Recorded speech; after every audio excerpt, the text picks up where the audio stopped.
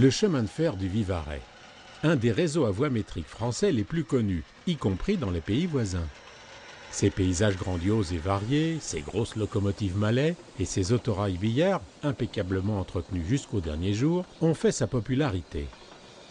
Cette ambiance, typique des chemins de fer départementaux, a attiré des centaines d'amateurs dès les années 60, lorsque la fermeture du réseau a été décidée dans les bureaux parisiens.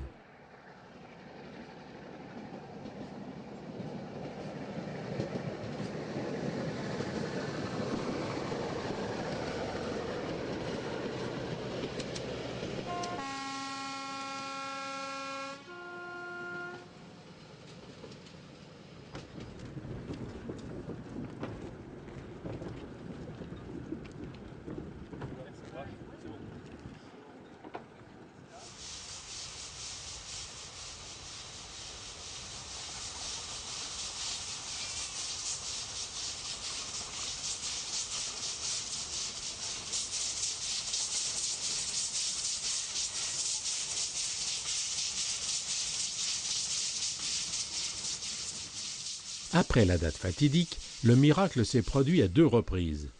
D'abord sur Tournon-la-Mastre, puis un an après sur Dunières-Saint-Agrève. Des amoureux des chemins de fer secondaires ont fondé 2 sociétés, chacune assistée par une association de bénévoles pour préserver et faire fonctionner les 2 sections de l'ancien réseau du Vivarais. En plus de 40 ans d'exploitation touristique, elles ont connu des destinées aussi différentes que les paysages qu'elles traversent.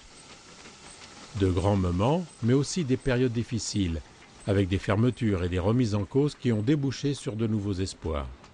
C'est cette belle aventure que nous vous proposons de découvrir au travers des archives filmées de ceux qui en ont suivi les étapes, comme acteurs ou comme témoins attentifs.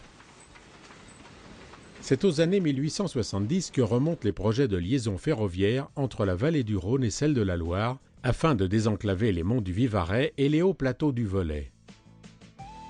Après l'inscription des premières lignes au plan Fraissinet, un réseau à voie métrique est concédé en 1886 à la Compagnie de chemins de fer départementaux, les CFD.